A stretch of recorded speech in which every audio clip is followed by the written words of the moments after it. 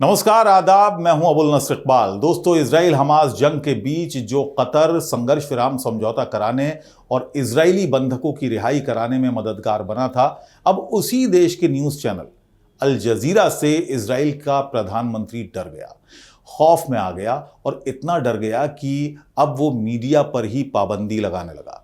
और इजराइल का पहला शिकार बना कतर का न्यूज चैनल अल जजीरा, जो अपनी जांबाज रिपोर्टिंग के लिए पूरी दुनिया में जाना जाता है।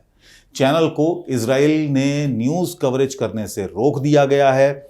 ऐसे में बड़ी बात यह है कि क्या इजराइल अल जजीरा की स्वतंत्र रिपोर्टिंग से डर गया है या फिर अल जजीरा पर बैन लगाना उसके किसी हिडन एजेंडा का हिस्सा है। क्योंकि अल जजीरा ने पिछले कुछ महीनों में अपनी रिपोर्टिंग के जरिए युद्ध के जो हालात थे वो साफ साफ बयां किए, जिसने पूरी दुनिया को यह दिखाया कि कैसे फिलिस्तीनियों को टारगेट करके निशाना बनाया गया है। जंग के बीच अल जजीरा ने ही जंग की सच्चाई बताई कि किस तरह से जंग में मासूम लोगों ने अपनी जानें गंवाई। ये अल जजीरा की रिपोर्टिंग का ही असर है कि अमेरिका समेत तमाम पश्चिमी देशों के लोगों ने फिलिस्तीन के प्रति अपनी सहानुभूति जताई और खुलेआम इजराइल का विरोध किया।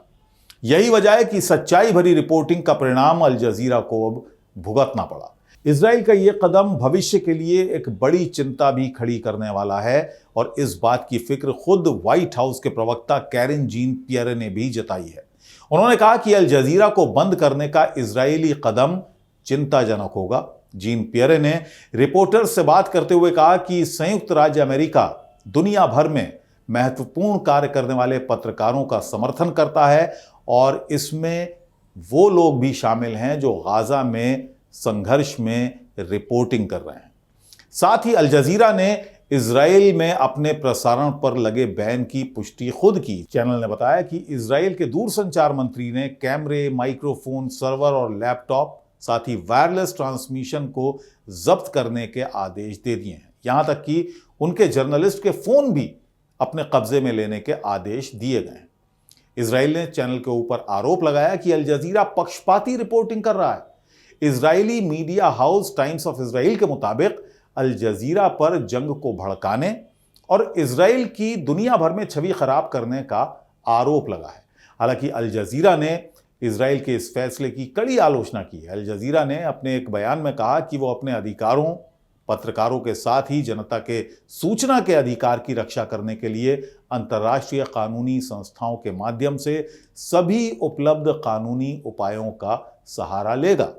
इजराइल के इस प्रयास को गाजा पट्टी में अपनी हरकतों को छिपाने के प्रयास के रूप में देखा जाता है। इतना ही नहीं, अल जजीरा ने गाजा में युद्ध की शुरुआत के बाद से लेकर अब तक 140 से ज्यादा फिलिस्तीनी पत्रकारों के जान गंवाने का भी जिक्र किया है और कहा है कि यह आदेश अल जजीरा को युद्ध कवर करने की अपनी प्रतिबद्धता से नहीं रोक पाएगा।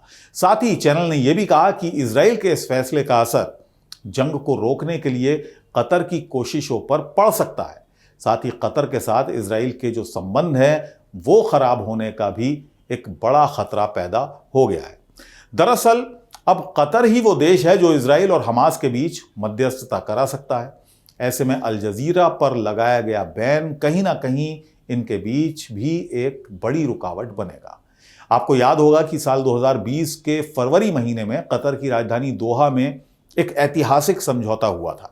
यह समझौता था अफगानिस्तान से अमेरिकी सेना की वापसी का और इस समझौते में कतर की मध्यस्थता के बाद ही अमेरिका और तालिबान में यह समझौता हो पाया था। इसके अलावा साल 2011 में वो कतर ही था जिसने सूडान की सरकार और विद्रोही समूह लिबरेशन एंड जस्टिस मूवमेंट के बीच समझौता करवाया था।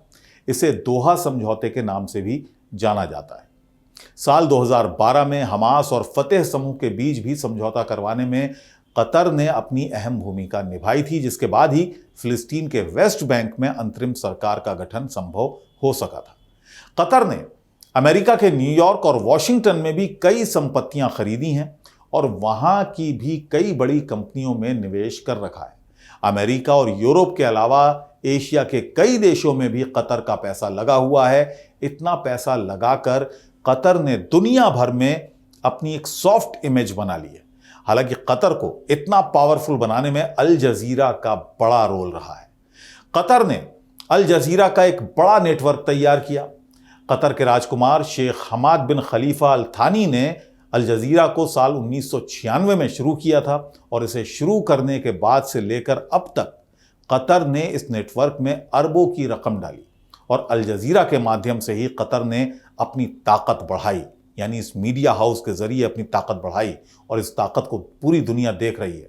यही वजह है कि इजरायली समेत कई पश्चिमी देश भी अल जजीरा को अपने लिए एक बड़ा खतरा मानते हैं और अमेरिका भी उन देशों में शामिल है जो अल जजीरा को एक बड़ा खतरा मानता है।